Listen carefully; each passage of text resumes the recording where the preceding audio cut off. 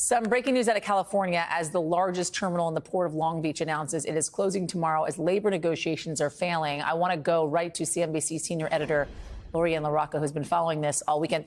Lori-Ann, you and I spoke on Friday, right, with the potential for this closure to remain in place. Were they not going to be able to kind of finish off these negotiations? It seems like they have failed at that. What are you learning? How is this going to affect things, especially deliveries, trade, economy, all that?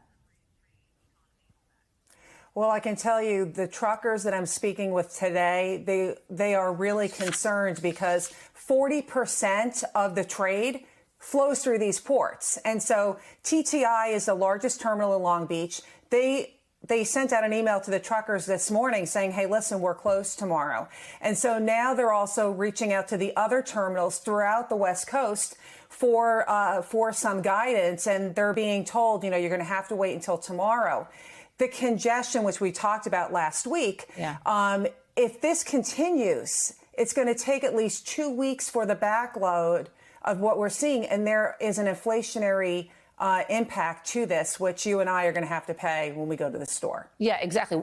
Not like we need more inflation right about now. So wondering how this is going to affect supply chain. I also know that you spoke to the head of the port. What did that individual have to say?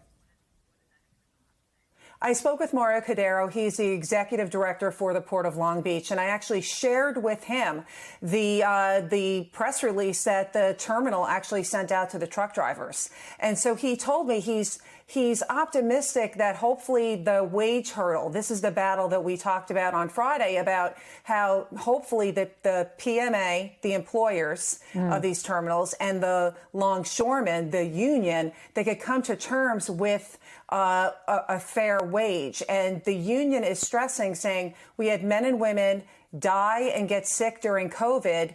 You made these big profits off of our backs because if it wasn't us moving the product, right, you would not have made these profits. And so we're trying to see, just what this fair wage is. And so that's the whole sticking point.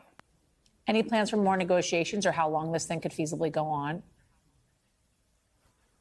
I have been in touch with the ILWU, and they said that they're, that like they put out in their press release that they're ready and willing, and they are willing to talk, to the employers to find some sort of ground, if you will, but they're not happy with the wage offer that the employer is giving. Now, to give you kinds of a number, so to speak, the union over in Hawaii, they actually struck a deal for a 10% wage increase. Now, that kind of sets the bar, right, if you will, in terms of maybe what is the PMA being asked, right, by the union here on the West Coast. They're going to probably ask for more because, they move way more product than Hawaii.